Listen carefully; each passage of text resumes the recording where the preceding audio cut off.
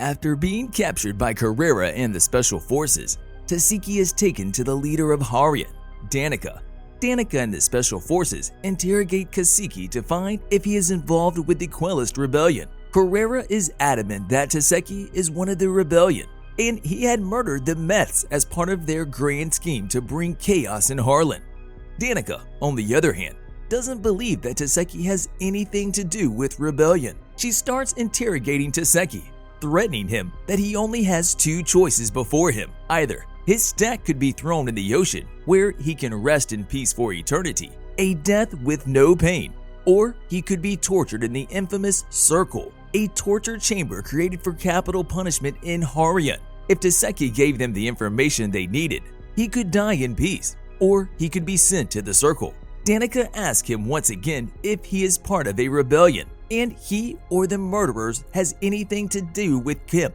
Taseki denies any association with Kemp, but proudly claims that the murders that had happened would lead human civilization to greater good. It would make Meths fear death again. Frustrated, Danica asks him about the whereabouts of the weapons he had used to destroy the backups of the Meth stack. Taseki just looks at them coldly, but doesn't say a word. Danica then orders Carrera to take Taseki to the cells for further interrogation, after which he would be sent to the Circle. Elsewhere, Poe realizes his mistake. He had forgotten to mention about the bio-tracker to Taseki. Poe concludes that, by now, Taseki must have definitely been captured by the Special Forces and must have been taken for special interrogation. He knows that these kinds of interrogations ends up with the prisoners being tortured in the Circle. Poe quickly contacts for help with the AI services, and he is guided to an archaeological AI group's gathering. The AIs that are present there are pretty rude to Poe because of the way he looks, but there is one AI that helps him out. She introduces herself as Dig 301. She was one of the several archaeological AI present there, whose work was to excavate and preserve several ancient artifacts present in Harlan ground. This was until the government decided to stop their project, and they were now without a master or a purpose. Poe asks for their help to rescue Taseki from the Circle. However, she reminds Poe that she has no contract binding her to Taseki, and only a human could save a human. The last bit gives Poe an idea, and he quickly goes back to the real world. Back at the prison, Carrera uses some high-tech machine to extract information from Taseki's mind, primarily about who he was and where the weapon was hidden. However, the usual force of the machine has no impact on Taseki, who is able to manipulate the images in his brain to appear as if Carrera is riding a pony, naked. Angered and embarrassed, Carrera decided to up the power of the machine, up to a point that any human would die, and he is able to retrieve two images from his brain of Quellcrist Falconer and Taseki's sister, Rylene Kawahara. Immediately, Carrera realizes that this is no ordinary man. This is the last envoy, Taseki.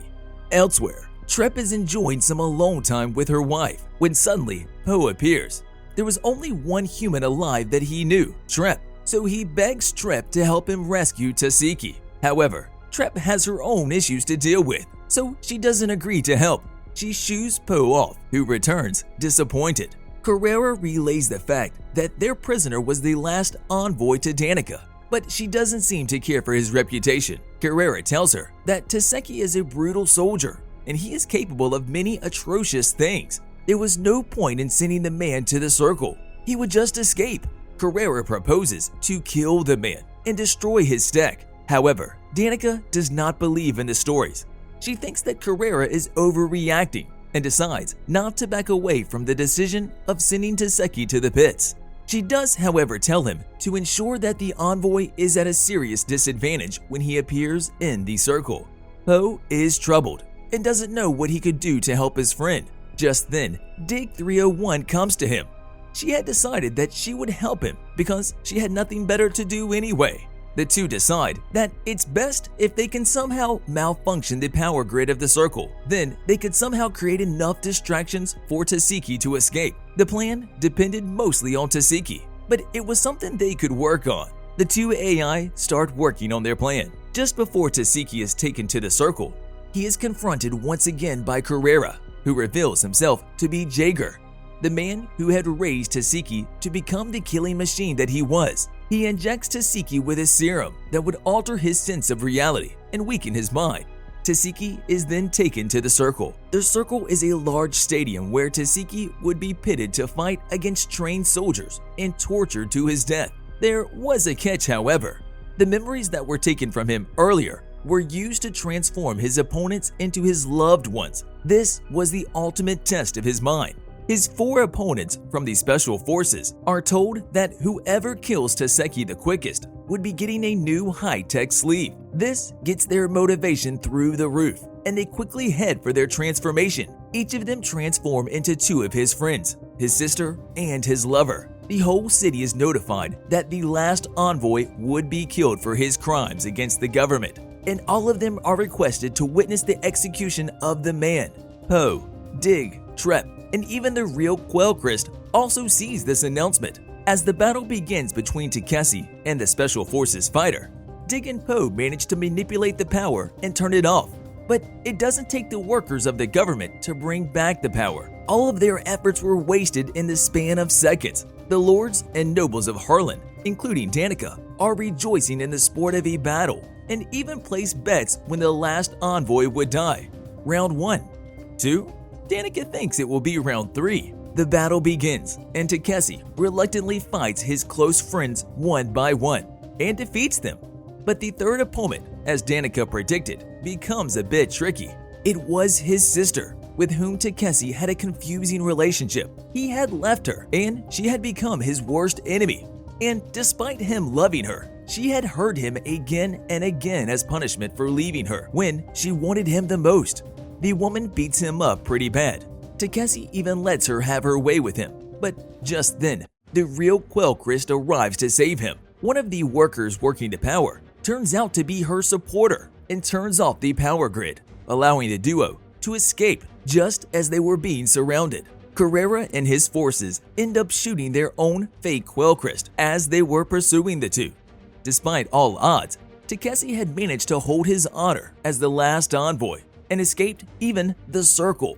Back at their home, Dig and Poe are pretty down as they couldn't save Takeshi. The 2 AIs even discuss if whiskey would actually make their grief a bit lighter.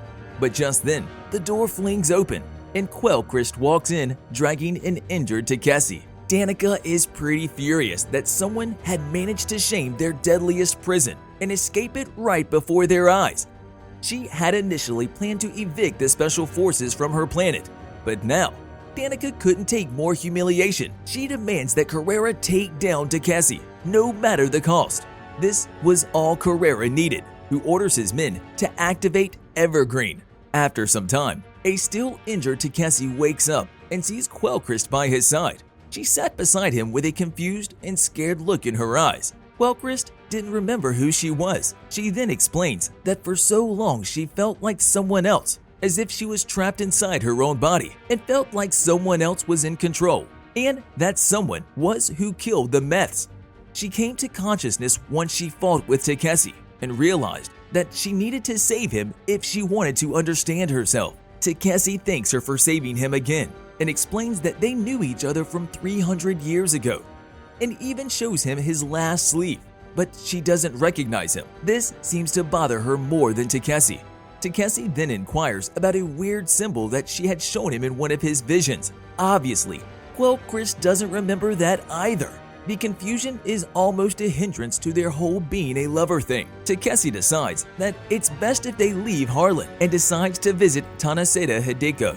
In the bar below, Poe and Dig realize that the government had made Takeshi's head bounty the highest in Harlan, making him a prime target of all the bounty hunters. Poe, however, is confident that no one can find them here, as the place has been scrubbed off all data records. However, Trep arrives there, almost cutting his words short. She had managed to track Poe down, as he hadn't severed their digital connection after meeting last time. She looks around and quickly finds Taseki, who is just about to leave. Poe shoots her, but she turns out to be just a holographic projection. Yet again, Poe's short memory had failed Taseki, and he cannot take it any longer. He decides to hire Dig in his position instead, and fires Poe before leaving. Elsewhere, Hideko is visited by Carrera, who knows that Hideko had been helping Taseki in his work within Harlan. The man gives Hideko a straight-faced warning that he could end his entire life if he ever decides to help Taseki again, the most open threat anyone had even managed to give Tanaseda. The old man, however, is not fazed at all. The whole planet was celebrating Harlan's day that day, the day when Danika's father had landed on the planet, with the people that inhabited the planet now. Amidst the people gathered to celebrate the occasion, Taseki manages to maneuver his way through the crowd until he is found by Trep again. At first, she points a gun to his back, but soon the two decide that words were a better plan of action instead. Trep takes him back to her place where she lives with her wife and her kid. Taseki offers her a deal. He would help her find her long-lost brother Amit, in exchange that they join forces and she not hand him over to the authorities. The two agree on the deal, and Taseki then heads to Tanaseda's place, once again seeking help. Taseki asked if he could get them tickets to leave the planet that night itself, because the longer they stay would mean that they would be more risk. He also shows him the symbol that he had shown Quellcrist earlier and asks if he could translate it. Tanaseda appears to know about it, but doesn't tell him anything, except that he would require the permission of Danica to get urgent tickets. Today was Harlan's day, and since the top terrorist Taseki was in the loose, the government had actually placed tight restriction to travels out of planet. He takes the paper and assures Taseki that the favor would be completed, but in return, he must prove him wrong. He must show him that his love would survive all the hardships that would follow. Back at Taseki's hideout, Poe is pretty devastated at losing his job. He is conflicted in his brain if he wants to reboot and lose all his memories, or not reboot and lose his sole purpose. Seeking some counsel, the AI approaches Quellcrist, who is currently suffering from a similar predicament. She doesn't really have any advice for the AI, but the two manage to help each other in a way. Poe gets to know that not everything has to be remembered, while Quellcrist is more intrigued to understand who she was. As Poe leaves, she asks him to show her all the data they had about her. By the time Taseki returns, Quellcrist is already lost in her research, troubled that she was a killer amongst men, a terrorist, and a really bad human being. Takeshi, however, assures her that this was all propaganda created by the Protectorate to fill the public minds with lies. She was actually a really brilliant scientist, the one who had created Stack so that humans could achieve interstellar travel. The Protectorate had misused her research and created immortality and dominance over the galaxies. This was what she had fought for so long. Quellcrist hears Taseki talk about her with such grace and remembers back when they were together. The two then end up sleeping with each other. Elsewhere for the Harlan's Day celebration, all the Meths of Harlan have been invited to a party hosted by the leader, Danica. Even one of the founders of Harlan, Dugan, had arrived personally to celebrate. Despite being a Meth, Tanaseda shows up uninvited and demands that Danica give him 2 clearance tickets to urgently leave the planet. Danica simply accepts his request, unbothered to pry in the old man's politics. Tanaseda leaves an envelope with the same symbol Taseki had given him as a gift for her father, and leaves. That night, somewhere in Taseki's hideout, Dig notices Poe talking to a woman.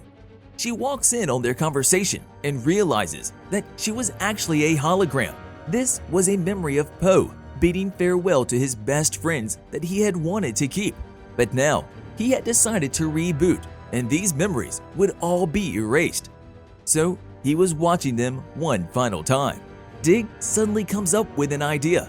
She was an archaeological AI who could create a system to store Poe's memories, which could be added back to him once he rebooted. This was the perfect solution, and the two AI get to work. Back in Taseki's room, Quellcrist jolts up the same murderous looks in her eyes. She goes straight to Tanaseda's place and makes quick work of his guards. She was intent on killing him, and right before she does so, Tanaseda calls Taseki, telling him that he must forgive Quellcrist for what she had done. The call cuts short, and Tanaseda is confronted by his death. He is, however, at peace and knows that he deserves what is coming his way. He bows at Quellcrist and accepts her justice. The woman plunges her weapon on the back of his neck, and Tanaseda dies a quick death.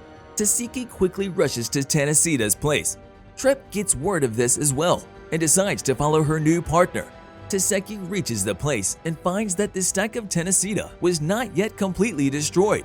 Quickly uses the memory device located there to see what Tennesita had witnessed and realizes that Quellcrist, or whoever was controlling her body, wasn't just killing random meths like a maniac. She was going after the Founders, the first people to leave a dying Earth and arrive at Harlan, the first mess to have abused her research to become immortal. But they could realize it. Dugan was dead as well. Quellcrist was on a roll. Subscribe and hit that like button to help grow our channel. And don't forget to click the notification icon so you won't miss any of our new videos. Thanks for watching.